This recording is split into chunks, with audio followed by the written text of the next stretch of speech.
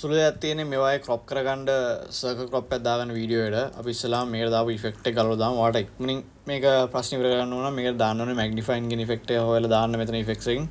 ඊට පස්සේ මෙතන මැග්නිෆිකේෂන් එක 100 දාලා බ්ලෙන්ඩ් මෝඩ් එක නන් කරන්න. ඊට පස්සේ මේ සයිස් එකෙන් ලොකු පොඩි කරගන්න පුළුවන්. ඊට පස්සේ මුළු කුට්ටියම එහා මෙහා කරන්න නම් මෙතන මෝෂන් එකේ ස්කේල් අඩු වැඩි කරලා ගන්න පුළුවන්. මාය මුලින්ම ඔයගන්න නම් කෝකටත් තේරුම් නැත්තම් ඒක මේක අපි ඩිලීට් කරගත්තා.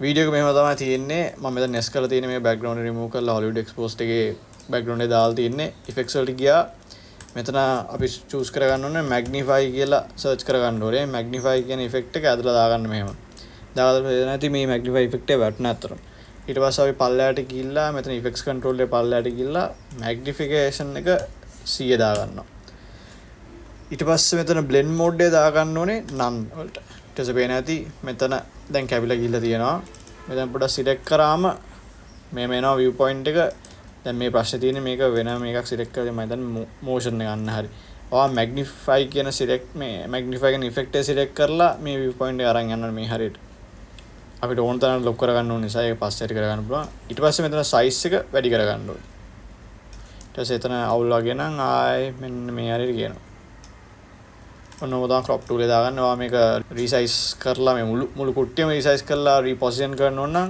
මෙතන motion එකට ගිහලා scale එක අඩු කරගන්න පුළුවන්. ඊට පස්සේ ඔයාලට මේකෙන් එහා මෙහා කරගන්න පුළුවන්. ඔයාලට මෙතන මේ වලින් හරි යන්න පුළුවන්. ඔහොම තමයි ඕනම වීඩියෝ එකට circle crop එකක් දාගන්න. මම මොකද ඉක්මනින් ඉගෙන ගත්තා නම් මම subscribe එක දාලා support එකක් දෙන්න. ජය වේවා.